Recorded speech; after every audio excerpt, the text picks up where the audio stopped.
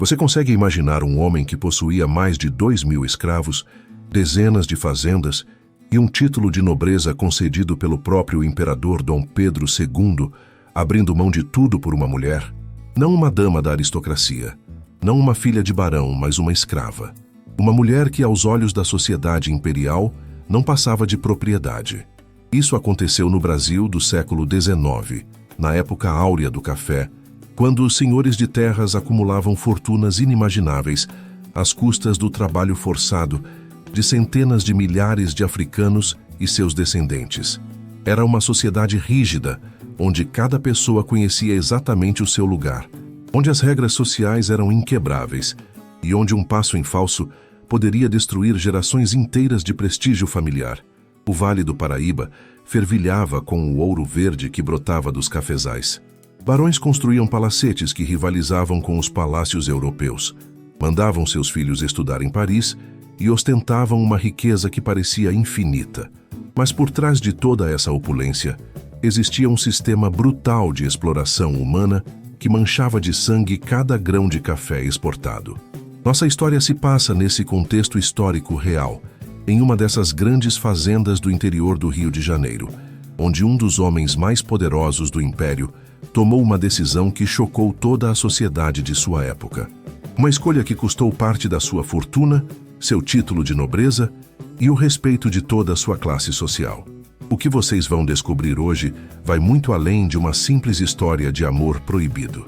Vamos mergulhar nos segredos mais obscuros da aristocracia imperial, nas contradições de uma sociedade que se considerava cristã, mas praticava as maiores atrocidades, e no poder transformador de escolhas que desafiam todas as convenções sociais. Preparem-se para conhecer a história de um homem que tinha tudo o que o dinheiro podia comprar no Brasil imperial, mas que descobriu existir algo pelo qual valia a pena perder absolutamente tudo. Uma história que revela os aspectos mais sombrios e também mais humanos de uma época que moldou para sempre o caráter da nossa nação. E posso adiantar uma coisa: o final dessa história vai surpreender até mesmo os mais céticos. No coração do Vale do Paraíba, entre as montanhas verdes do interior fluminense, erguia-se uma das maiores fazendas de café do Império Brasileiro. A Fazenda Santa Vitória se estendia por mais de 5.000 alqueires de terras férteis, onde fileiras infinitas de pés de café se perdiam no horizonte como um mar verde ondulante. Era o reino absoluto do Barão de Santa Vitória, um dos homens mais ricos e poderosos de todo o Brasil imperial. Joaquim Augusto de Menezes havia recebido o título de Barão das mãos do próprio imperador Dom Pedro II em 1845, quando suas fazendas já produziam mais de 10.000 arrobas de café por ano. Aos 52 anos de idade, ele personificava o poder da aristocracia cafeeira brasileira. Alto, de ombros largos e presença imponente, possuía aquele ar de comando natural que nascia da certeza absoluta de que o mundo inteiro existia para servi-lo. A Casa Grande da Fazenda era uma construção monumental que impressionava a todos os visitantes. Erguida no topo de uma colina, de onde se podia avistar toda a propriedade, o casarão de 2 andares possuía mais de 40 cômodos, salões enormes, escadarias de mármore importado de Carrara e móveis trazidos diretamente de Paris. As paredes grossas de pedra mantinham o interior sempre fresco, mesmo nos dias mais quentes do verão fluminense. Do alpendre principal, ornamentado com colunas neoclássicas, o barão podia contemplar seu império. À direita, estendia-se o terreiro de café, uma área pavimentada de pedras onde os grãos secavam ao sol. Era um quadrilátero perfeito, de mais de 2.000 metros quadrados, rodeado pelas edificações que faziam a fazenda funcionar. Ali ficavam a tulha, onde o café era armazenado, o engenho com seus pilões movidos por rodas d'água, e as oficinas onde ferreiros, carpinteiros e outros artesãos trabalhavam para manter toda a estrutura funcionando. Mas o que mais impressionava os visitantes era a senzala. Construída em formato de quadra, ela abrigava mais de 2.000 escravos, em pequenos cubículos de 3 metros por 2. O conjunto formava um verdadeiro quarteirão, com um pátio interno onde os cativos tomavam suas refeições e passavam os poucos momentos de descanso. As paredes grossas de pedra e barro, e as pequenas janelas gradeadas deixavam claro que aquilo não era apenas uma moradia, mas também uma prisão. O barão conhecia cada palmo de sua propriedade e cada rosto entre seus escravos. Caminhava pelas instalações todas as manhãs, inspecionando o trabalho, conferindo a qualidade dos grãos que secavam no terreiro e conversando com os feitores sobre a produção. Era um homem meticuloso, que não deixava nada ao acaso. Sabia que sua fortuna dependia de cada detalhe estar em perfeito funcionamento. Durante as madrugadas, quando o sino da fazenda soava às 4 horas, centenas de escravos se movimentavam como formigas organizadas. Os mais fortes seguiam para os cafezais carregando cestos e enxadas. Algumas mulheres se dirigiam às áreas de beneficiamento do café ou aos serviços domésticos da casa grande, e as crianças ajudavam nas tarefas mais leves. O trabalho se estendia até o anoitecer, quando todos retornavam exaustos para a senzala. O sistema funcionava com a precisão de um relógio. Os feitores, homens livres que recebiam salários para supervisionar o trabalho escravo, garantiam que a produção nunca parasse. Alguns eram portugueses que haviam chegado ao Brasil em busca de oportunidades. Outros eram mestiços que haviam conseguido escapar da escravidão e agora exerciam poder sobre aqueles que permaneciam cativos. A rotina do barão era igualmente rígida. Acordava às 6 da manhã, tomava seu café forte e doce servido pela mucama da casa e saía para a primeira inspeção do dia. Usava sempre roupas escuras, cartola e bengala com punho de prata. Sua presença imponente fazia com que escravos baixassem os olhos quando ele passava, e até mesmo os feitores se dirigiam a ele com reverência absoluta. Nas tardes de domingo, quando o trabalho diminuía um pouco de ritmo, o barão recebia outros proprietários de fazendas vizinhas em seu escritório. Era um cômodo impressionante, com estantes repletas de livros importados da Europa, mapas das propriedades pendurados nas paredes e uma grande mesa de jacarandá, onde ele conduzia seus negócios. Ali discutiam política, planejavam investimentos e articulavam estratégias para manter seus privilégios e aumentar suas fortunas. O poder do Barão de Santa Vitória se estendia muito além dos limites de sua fazenda. Ele era deputado provincial, membro do Partido Conservador e tinha influência direta nas decisões políticas que afetavam a região. Suas opiniões sobre leis, impostos e questões relacionadas à escravidão eram ouvidas com atenção na Assembleia Provincial e até mesmo na Corte, no Rio de Janeiro. Mas por trás de toda essa organização perfeita, dessa riqueza ostensiva e desse poder absoluto, existia um homem que começava a questionar secretamente o mundo que havia construído. Aos 52 anos, viúvo há 5 anos, o barão vivia uma vida de luxo e conforto, mas também de profundo isolamento emocional. Seus filhos estudavam na Europa, seus pares o respeitavam, mas não necessariamente o amavam, e ele passava longas noites sozinho em sua biblioteca, lendo e refletindo sobre a vida que levava. Era nesse contexto de poder absoluto, mas também de crescente inquietação interior, que uma nova escrava chegaria à fazenda Santa Vitória, trazendo consigo uma força que nem o próprio barão imaginava existir. Uma força capaz de abalar os alicerces de todo aquele império, construído sobre o sofrimento alheio. A chegada de Luzia à fazenda Santa Vitória aconteceu numa manhã de março de 1851, quando os últimos vapores da madrugada ainda pairavam sobre os cafezais. Ela desembarcou de uma carroça junto com outros 5 escravos recém-comprados em leilão no Rio de Janeiro. Parte de um lote que o barão havia adquirido de um comerciante português que liquidava seus negócios. Aos 23 anos, Luzia possuía uma beleza serena, que chamava a atenção mesmo em meio ao cansaço e ao medo que marcavam seu rosto. Era uma mulher de estatura média, pele escura e olhos expressivos que pareciam guardar segredos profundos. Nascida em Luanda e trazida para o Brasil ainda criança, ela havia passado os últimos 10 anos trabalhando na casa de uma família rica do Rio de Janeiro, onde aprendera a ler, escrever e executar com perfeição as tarefas domésticas mais refinadas. O feitor-mor da fazenda, um português chamado Antônio Silva, examinou os novos escravos com o olhar técnico de quem avaliava ferramentas de trabalho. Luzia se destacava do grupo não apenas pela aparência, mas pela postura ereta e pelo modo como mantinha a dignidade mesmo naquelas circunstâncias humilhantes. Antônio percebeu imediatamente que ela não servia para o trabalho pesado dos cafezais e decidiu destiná-la aos serviços domésticos da casa grande. No primeiro dia de trabalho, Luzia foi apresentada a Rosa, a governanta da casa, uma mulher mestiça de 50 anos que havia nascido escrava na própria fazenda e conseguira a alforria graças aos bons serviços prestados. Rosa era responsável por organizar todo o funcionamento doméstico da casa grande e tinha autoridade sobre as outras escravas que trabalhavam ali. A rotina doméstica da fazenda era complexa e exigia habilidades específicas. Luzia logo demonstrou que sabia cuidar de roupas finas, preparar refeições elaboradas e manter os cômodos da casa grande sempre impecáveis. Sua capacidade de ler e escrever também impressionou Rosa, que a encarregou de organizar a correspondência do barão e manter atualizados os registros da despensa.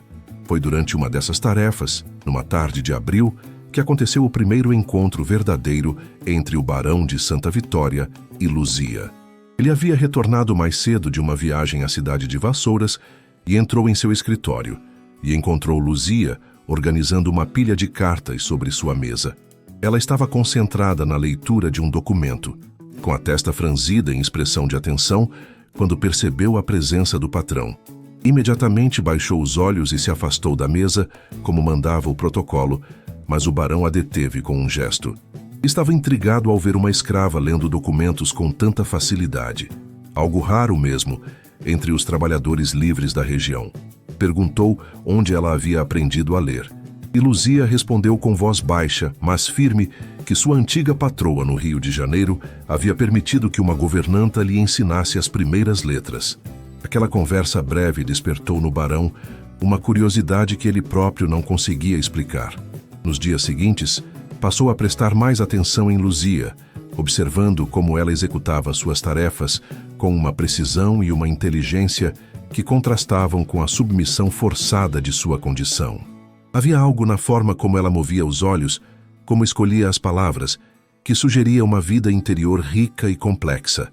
Luzia, por sua vez, também notou que estava sendo observada. O barão não era como os outros senhores que havia conhecido. Apesar de manter a distância e a autoridade que sua posição exigia, ela percebia que ele a tratava com uma consideração diferente, quase como se reconhecesse nela uma pessoa completa e não apenas uma propriedade.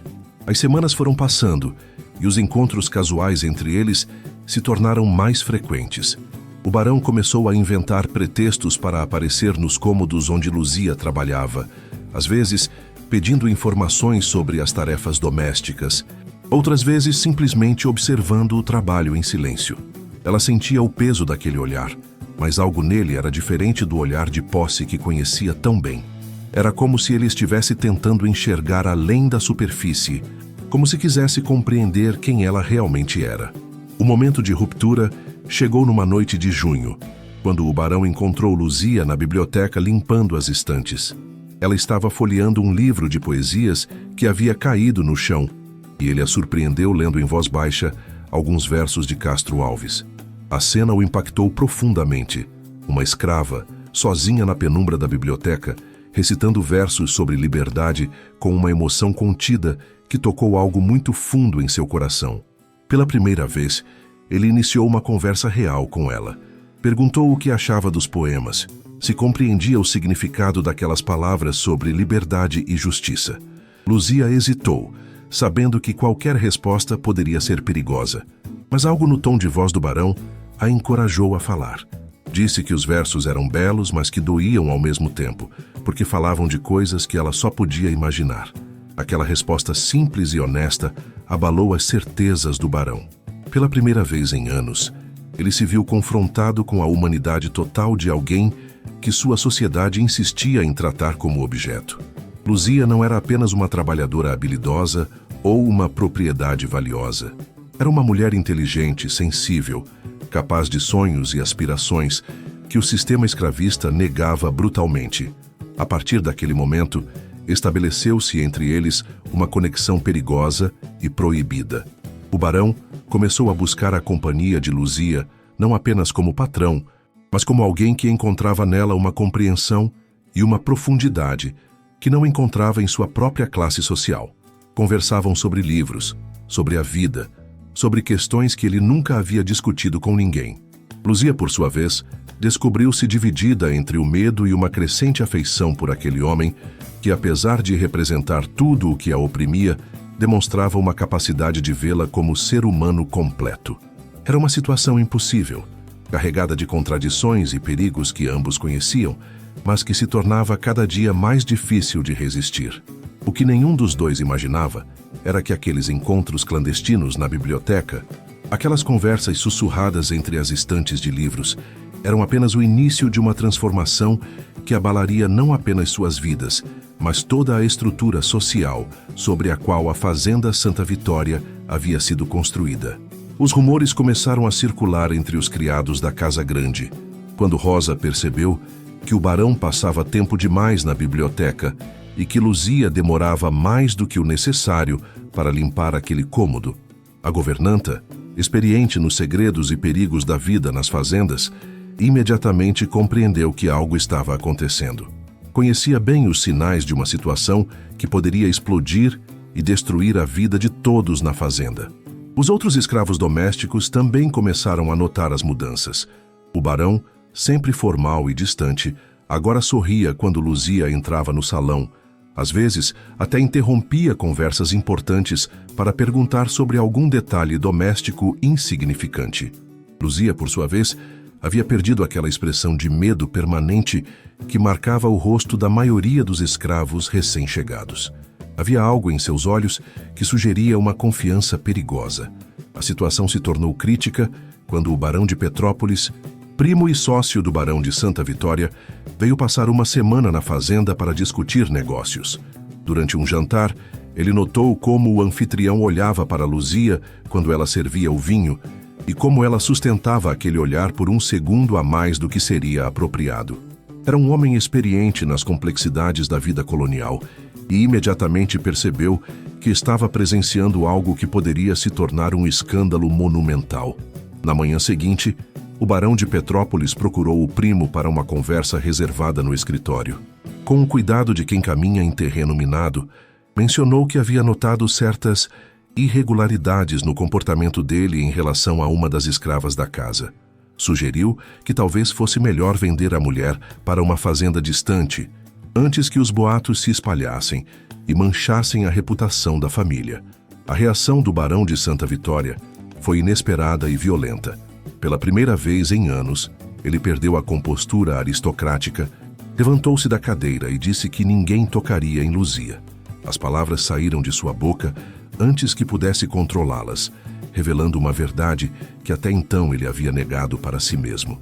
Estava perdidamente apaixonado por uma escrava, uma situação que desafiava todas as leis da sociedade imperial. O primo ficou chocado, tentou argumentar, lembrou das obrigações sociais, da posição política, dos filhos que estudavam na Europa, da memória da falecida esposa. Mas o barão de Santa Vitória já havia cruzado uma linha invisível.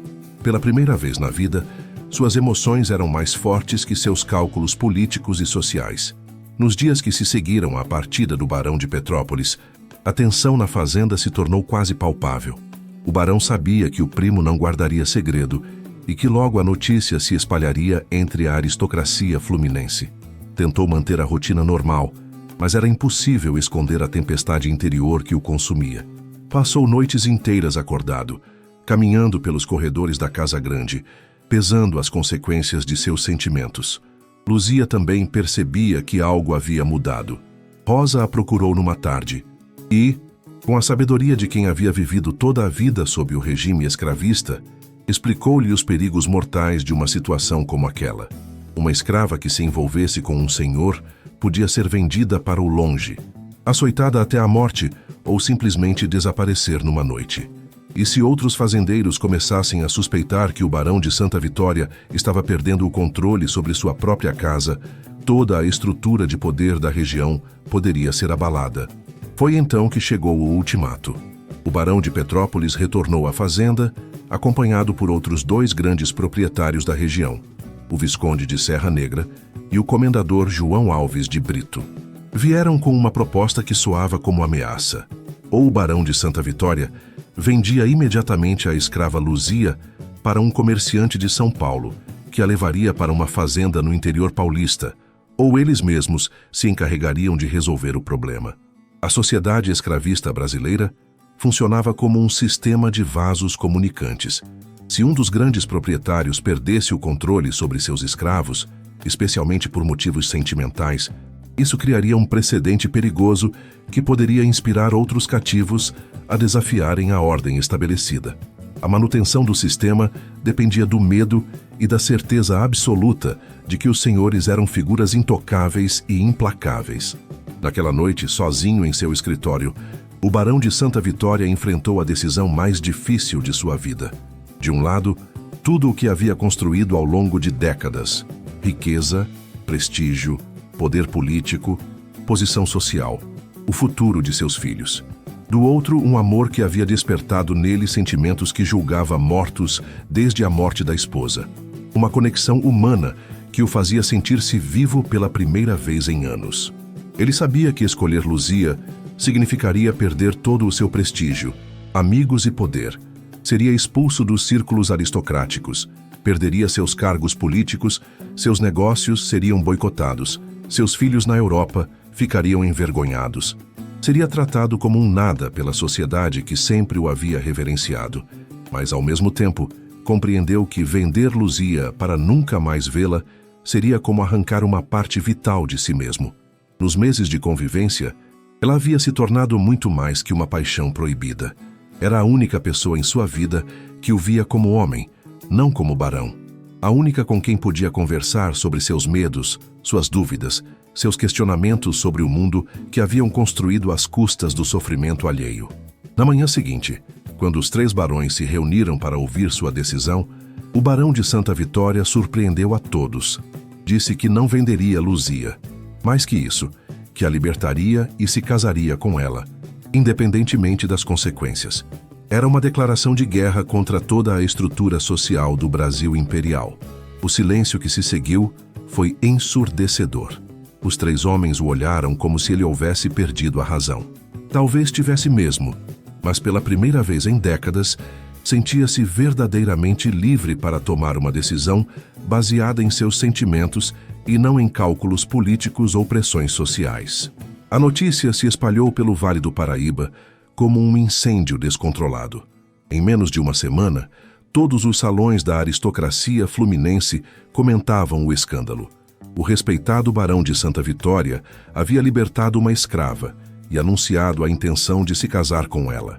Era algo tão impensável, tão contrário a todas as regras sociais estabelecidas, que muitos se recusavam a acreditar. O primeiro golpe veio através de uma carta oficial da Assembleia Provincial. O barão de Santa Vitória foi formalmente notificado de que seu mandato de deputado havia sido cassado, por conduta incompatível com a dignidade do cargo. A justificativa era técnica, mas todos sabiam o verdadeiro motivo. Um homem que desafiava as bases da sociedade escravista não podia representar os interesses da elite cafeeira. Na semana seguinte, começaram as sanções econômicas. Os bancos que sempre haviam financiado suas safras de café, de repente, passaram a exigir garantias impossíveis ou simplesmente se recusavam a renovar os contratos. Os comerciantes que compravam sua produção alegaram problemas técnicos e cancelaram pedidos. As estradas de ferro que transportavam seu café para o porto começaram a encontrar dificuldades logísticas sempre que se tratava de sua mercadoria. O isolamento social foi ainda mais brutal. Famílias que frequentavam sua casa há décadas simplesmente pararam de visitá-lo. Convites para eventos sociais deixaram de chegar. Quando aparecia na cidade de Vassouras para resolver negócios, as pessoas literalmente atravessavam a rua para não cumprimentá-lo. Era como se houvesse se tornado invisível para sua própria classe social. Mas o golpe mais doloroso veio numa carta de seus filhos, escrita de Paris, onde estudavam. Eles ficaram sabendo do escândalo através de conhecidos brasileiros na França e estavam desesperados. Pediam ao pai que reconsiderasse sua decisão, lembravam dos sacrifícios que a falecida mãe havia feito para garantir-lhes uma educação europeia de qualidade. Imploravam para que pensasse no futuro da família. A carta terminava com uma ameaça velada. Se ele prosseguisse com aquele casamento, eles se sentiriam obrigados a renegar o sobrenome e cortar definitivamente os laços familiares. Paralelamente, a pressão sobre Luzia se intensificava de formas que ela jamais havia imaginado. Alguns escravos da própria fazenda, aterrorizados com as possíveis consequências do escândalo, começaram a tratá-la com hostilidade mal disfarçada. Temiam que a fúria dos outros senhores da região pudesse se voltar contra toda a escravaria de Santa Vitória. Rosa, a governanta, chegou a sugerir que ela fugisse durante a noite, antes que a situação se tornasse ainda mais perigosa. O barão de Santa Vitória percebeu que sua decisão havia desencadeado forças que ele subestimara. A sociedade escravista brasileira não era apenas um sistema econômico, mas uma estrutura social e política complexa que se defendia implacavelmente contra qualquer ameaça. Ele havia tocado numa ferida profunda, questionado princípios que sustentavam todo o edifício da civilização imperial. Em outubro de 1851, a situação se tornou insustentável. Uma noite, um grupo de homens mascarados invadiu a fazenda e incendiou parte dos cafezais. Ele só não perdeu toda a plantação graças ao esforço dos escravos em conter o fogo. Não havia dúvidas de que se tratava de uma retaliação organizada pelos outros fazendeiros. A mensagem era clara: ou ele voltava atrás em sua decisão, ou perderia tudo de forma ainda mais dramática. Foi quando o barão tomou a decisão mais radical de sua vida. Numa manhã fria de novembro, ele reuniu todos os escravos da fazenda no terreiro central e anunciou que estava libertando todos, mas não os abandonaria à própria sorte. Propôs que quem quisesse permanecer na fazenda receberia salário justo pelo trabalho, moradia digna e tratamento respeitoso. Para sua surpresa, a maioria decidiu ficar. O ato foi recebido como uma bomba no Vale do Paraíba. Libertar todos os escravos de uma das maiores fazendas da região e ainda pagar-lhes salários criava um precedente perigosíssimo. Os outros fazendeiros temiam que aquilo inspirasse revoltas e reivindicações salariais em massa. Alguns chegaram a organizar uma expedição armada para recuperar à força os escravos libertos, alegando que o barão havia perdido a sanidade mental. Mas Joaquim Augusto de Menezes já havia tomado providências. Havia procurado o melhor advogado do Rio de Janeiro e providenciado toda a documentação legal necessária. Cada ex-escravo recebeu uma carta de alforria registrada em cartório, tornando irreversível sua libertação.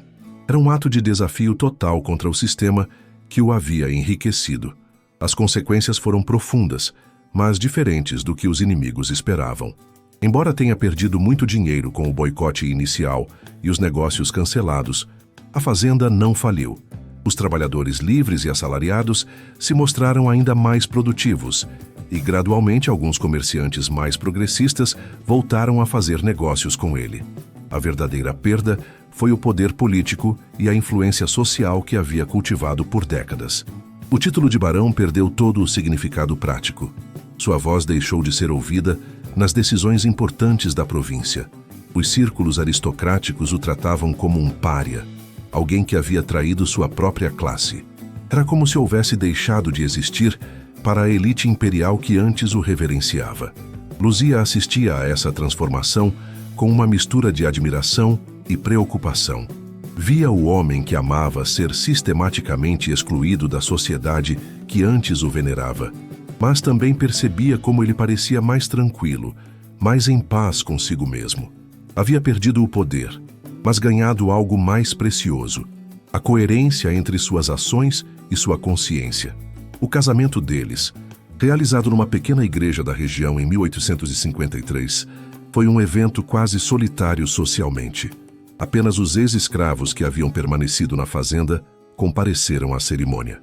Nenhum membro da aristocracia local, nenhum político, nenhum antigo amigo.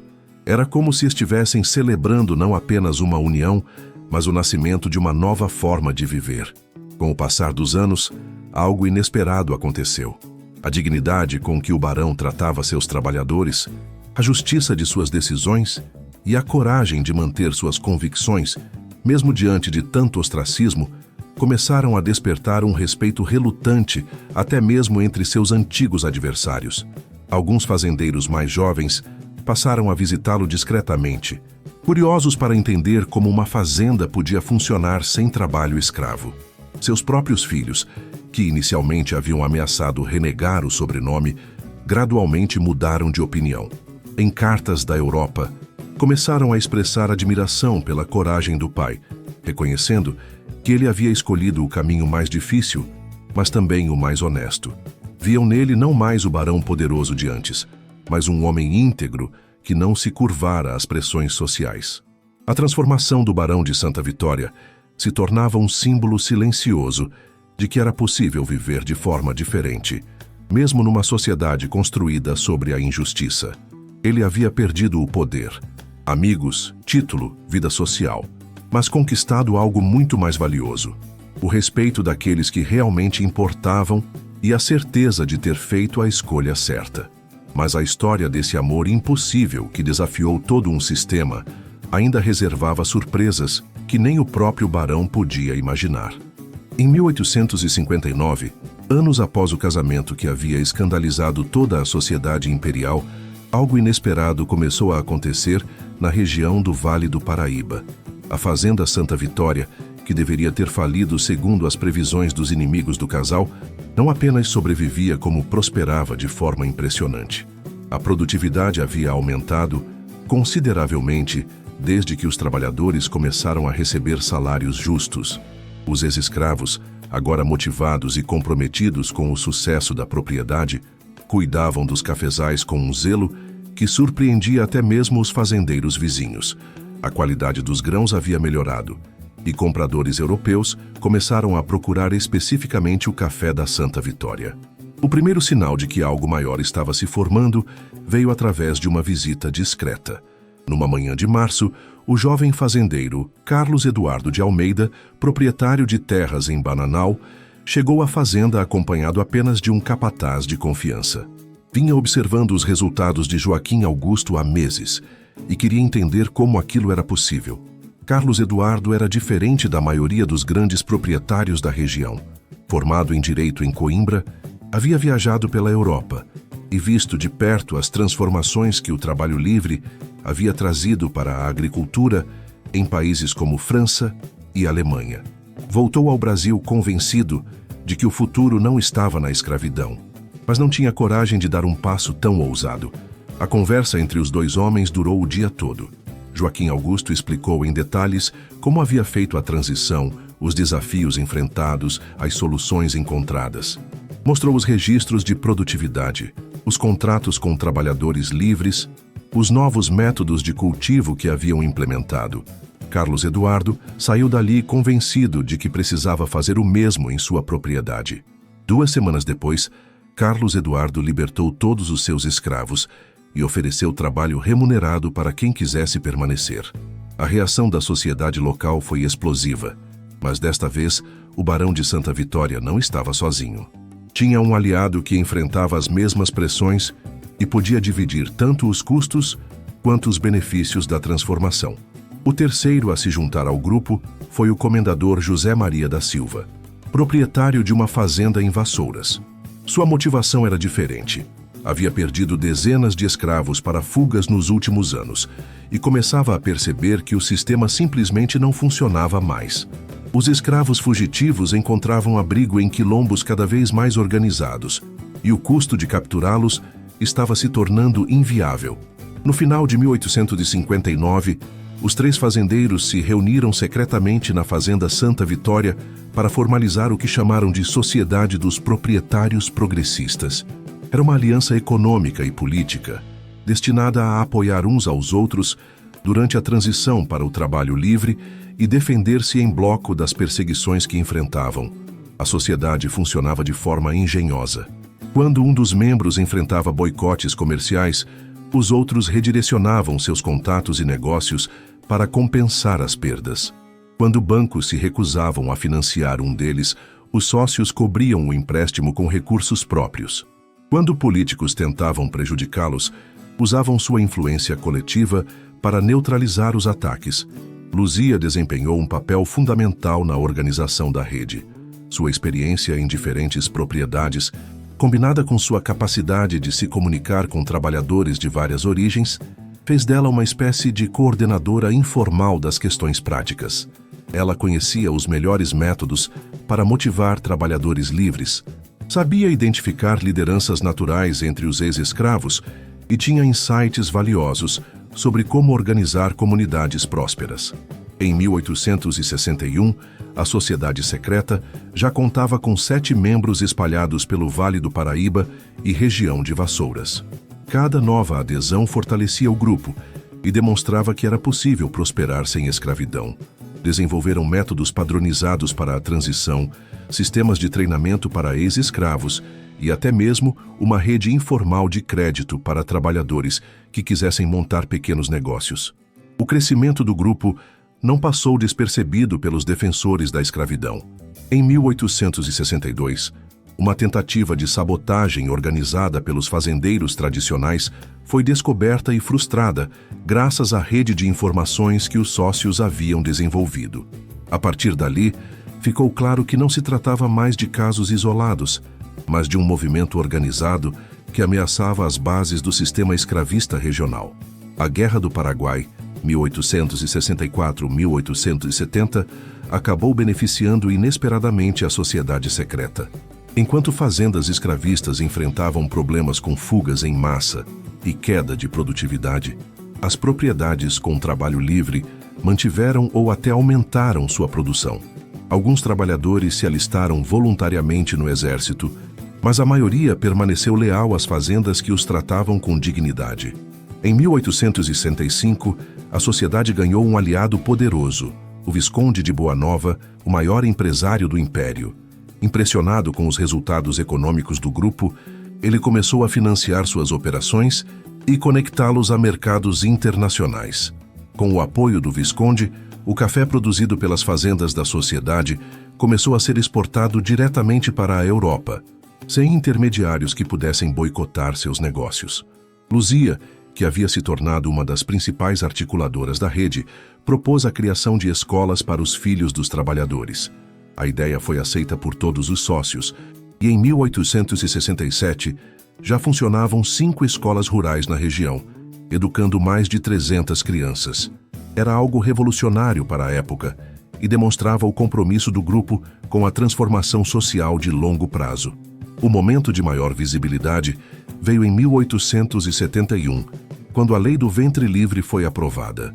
A sociedade secreta, que já operava há mais de uma década, foi procurada por políticos e intelectuais interessados em entender como implementar a transição gradual da escravidão.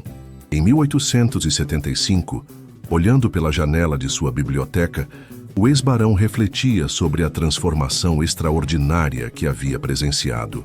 O que começara como uma decisão individual, movida pelo amor, havia se tornado um movimento que envolvia dezenas de propriedades, milhares de trabalhadores livres e uma rede de negócios que se estendia até a Europa.